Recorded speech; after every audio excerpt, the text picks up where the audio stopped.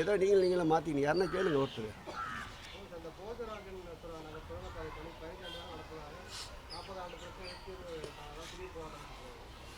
அதாவது அந்த போஜராஜன் மேம்பாலத்தை பொறுத்தவரை நான் எம்எல்ஏவாக இருந்தப்போ பீசிபிலிட்டி ஸ்டடி பண்ணாங்க 2001. அது ஒரு தீவு போன்று அமைந்திருக்கின்ற பகுதி.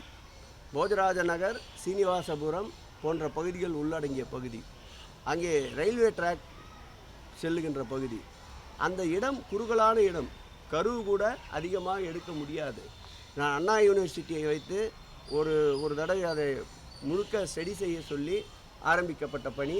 அதில் நிறைய குடிநீர் குழாய்கள், கழிவுநீர் குழாய்கள், மின்சார கேபிள்கள் அதிகமாக சென்று கொண்டிருக்கின்றது. என் நினைவுக்கு தெரிந்த வரையில் 12 ஆண்டு காலம் அல்ல, இந்த ஆட்சி ஏற்பட்ட பிறகுதான் நானும் உள்ளாட்சித்துறை அமைச்சர் அண்ணன் நேரு அவர்களும் அந்த சட்டமன்ற உறுப்பினரும் அங்கு போஜராஜ நகர் பணியினை துவக்கி வைத்தோம். இந்த மேம்பாலங்களை பொறுத்தளவில் ரயில்வே கிராஸில் வருகின்ற இடங்களில் ரயில்வேயினுடைய பணியும் இருக்கின்றது. மாநகராட்சி சார்பில் எடுக்கப்படுகின்ற பணிகள், பொதுப்பணித்துறை அதேபோல் நெடுஞ்சாலைத்துறை சார்பில் எடுக்கப்படுகின்ற பணிகள் நாங்கள் விரைவாக முடிப்பதற்கு தயாராக இருந்தாலும் ஒன்றிய அரசுடைய ரயில்வே துறை போதுமான அளவு அந்த பணிகளை வேகப்படுத்துவதில்லை. அதற்கு நயினார் பாலம் ஒரு எடுத்துக்காட்டு. மாண்புமிகு தமிழக முதல்வர் தன்னுடைய நேரடி கண்காணிப்பிலே கொண்டு வரப்பட்ட வில்லிவாக்கம் LC1 ஒரு எடுத்துக்காட்டு. மாநகராட்சி டெண்டர் கோரப்பட்டு பணிகள் செய்ய தயாராக இருந்தாலும் ரயில்வே எடுத்துக்கொண்ட அந்த போர்ஷனை முடித்த பிறகுதான் இவர்கள் பணிகளை தொடங்க வேண்டியது இருக்கின்றது. ஏற்கனவே நம்முடைய பெருநகரத்துடைய மாநகராட்சியுடைய ஆணையாளர் பேடி சார் அவர்கள் இருந்தபோதும் நம்முடைய மாநகராட்சியுடைய மேயர் அன்பிற்கினிய பிரியாராஜன் அவர்களும் ஒருங்கிணைப்பு கூட்டங்களை நடத்தி அந்த பணிகளை விரைவுபடுத்தி இருக்கின்றார். அந்த வழியிலேயே அதை விரைவுபடுத்துவோம். 12 ஆண்டுகள் என்பது என்னுடைய கவனத்திற்கு எட்டியபடி இல்லை. இந்த ஆட்சி வந்த பிறகுதான் அங்கே நானும் உள்ளாட்சித்துறை அமைச்சரும் சட்டமன்ற உறுப்பினரும் சென்று பூஜையை தொடங்கி வைத்தோம். இது எங்களுடைய கவனத்திற்கு வந்திருக்கின்றது. ஊடகங்களில் அது இன்றைக்கு செய்தியாக வந்திருக்கின்றது.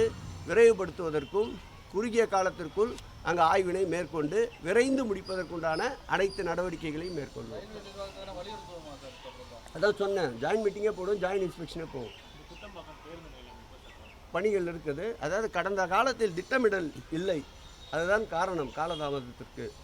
இந்த ஆட்சி பொறுப்பேற்ற பிறகு கிட்டத்தட்ட புதிதாக 22 பணிகளை மேற்கொண்டிருக்கின்றோம்.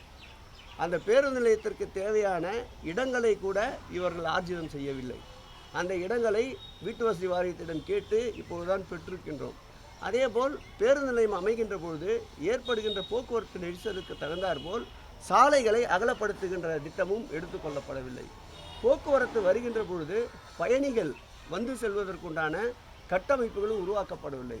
வாரம் ஒரு முறை நானும் எங்கள் துறையுடைய செயலாளர் அன்பிற்கினிய கார்லா உஷார் அவர்களும் நம்முடைய துறையினுடைய உறுப்பினர் செயலாளர் அன்சுல் மிஸ்ரா அவர்களும் பொறியாளர்களோடு வாரம் ஒரு முறை ஆய்வினை மேற்கொண்டிருக்கின்றோம். என்னை பொறுத்தளவில் ஏப்ரல் அல்லது மே மாதத்திற்குள் அந்த பேருந்து நிலையத்தை மக்கள் பயன்பாட்டிற்கு கொண்டு வரும்.